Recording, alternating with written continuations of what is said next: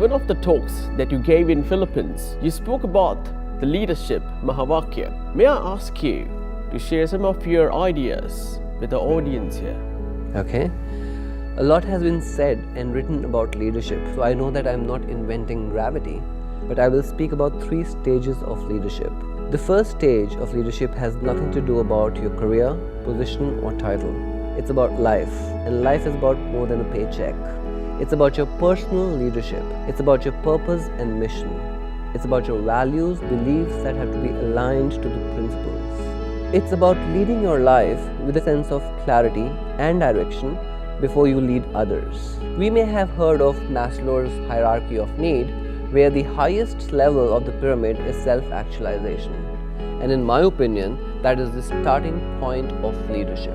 That leads me to talk about Bhagwan Sri Sathya Sai Baba's leadership Mahavakya or gospel, which too is a pyramid-based model of to be, to do, to see, to tell. The base of the pyramid is the widest and the foundation for leadership. It is to be. By to be, I mean that a leader has to be who he is and not be what he is not. How does that happen? It is when our thoughts, words and deeds are in harmony. How many times we would have come across people who think something, say something else and do contrary to what they think and they say. So the alignment of our words, thoughts and actions is the litmus test for our leadership. I'm talking about character. As Sai Baba says, if you lose wealth, you lose nothing. If you lose health, you lose something. And if you lose character, you lose everything, because health and wealth can be regained, but character once lost cannot be regained.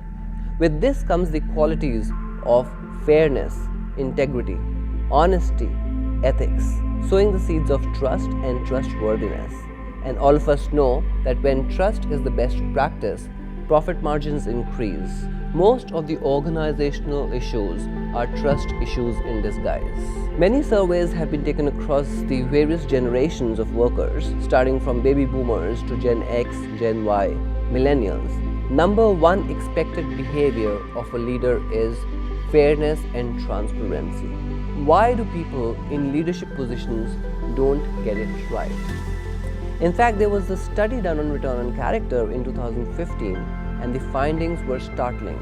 As per the study, the CEOs whose employees gave them more marks on character had 5 times more return on assets than CEOs with lower character rating. So character is what leadership is all about. It's about your true self. The next level is to do. By doing, I mean a leader has to drive the inspiring culture of openness, trust and voice. It's about walking the talk.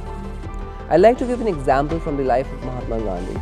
There was this lady who once goes to Mahatma Gandhi with her son because her son used to eat a lot of sugar, and she wanted Mahatma Gandhi to tell the son not to eat so. Mahatma Gandhi asked the lady to come after 2 weeks, and then the lady goes back to Mahatma Gandhi with her son. Mahatma Gandhi tells the son not to eat sugar because it is not good for your teeth and it is not good for health. The lady was perplexed as to why did Mahatma Gandhi not tell the son to stop eating sugar 2 weeks back.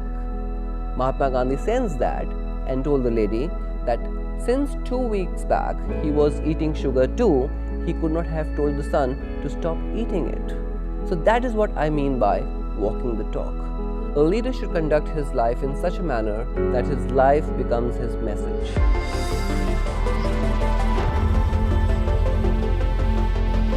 The third layer of the pyramid is to see. By seeing, I don't mean that you have to supervise, review or monitor. By seeing, I mean that you need to have a very clear vision of where do you want to steer your team, people and organization. Today, a leader is not expected to be an expert at everything, and therefore, the leader has to value the different ideas and opinions. This will promote radical collaboration, thereby promoting synergistic communication, flaring up the creative energy resulting in innovation. And we know how important innovation is in today's marketplace. The highest level of this pyramid is to tell. By telling, I don't mean that the leader has to direct or to show authority. By telling, I mean that a leader has to play a very important role of teaching. He has to play a role of a trainer, a coach, a mentor. Remember, leadership is not about creating followers. Leadership is about creating leaders. The next stage of leadership is when leaders want to make a contribution to the world. They want to matter to the world and they do something for humanity at large. Let's take some examples. Google, for example, has a mission of making information universally accessible and useful.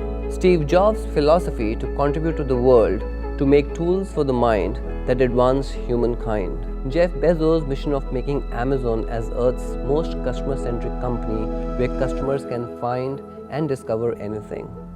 Microsoft's mission to empower every person, every organization on the planet to achieve more. If you see, the common thing behind all these missions of leaders is not to make their companies number one in the industry or chase X billion dollars. The mission is to do something for a cause that is greater than themselves, and that is what leadership is all about.